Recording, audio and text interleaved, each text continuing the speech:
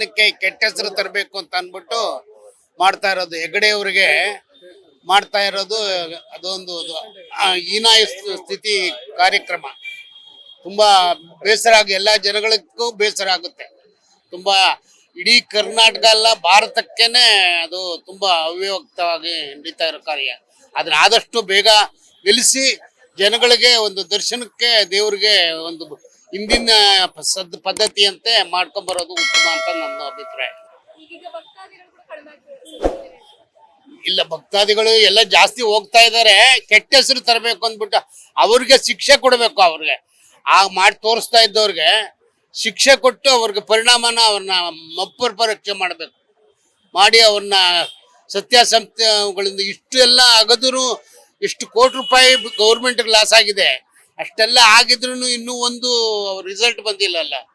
ತುಂಬಾ ಅನ್ಯಾಯ ಅಲ್ವಾ? ಇದೆಲ್ಲ ಮಾಡ್ತಾ ಇರೋದು ಧರ್ಮಸ್ಥಳದ ಮಂಜುನಾಥ ಸ್ವಾಮಿ ಮೇಲೆ ಮಾಡ್ತಾ ಇರೋದು. ಇದೆಲ್ಲ ಮಂಜುನಾಥ ಶಕ್ತಿಯಿಂದನೇ ಅದೆಲ್ಲಾನು ನಿರ್ಮೂಲ ಮಾಡ್ತಾ ಇರೋದು.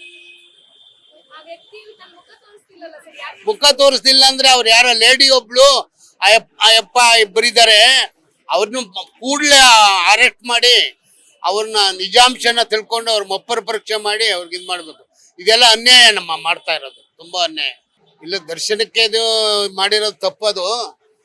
ಜನಗಳು ಮಾಮೂಲಿ ಬರ್ತಾ ಇದ್ದಂಗೆ ಬರ್ತಾ ಇದ್ದಾರೆ, ಆದಷ್ಟು ಸ್ವಲ್ಪ ಕಮ್ಮಿ. ಈಗ ನಟ ದರ್ಶನ್ಗೆ ಅದು ನ್ಯಾಯಕ್ಕೆ ಬೆಲೆ ಸಿಕ್ಕಿದೆ.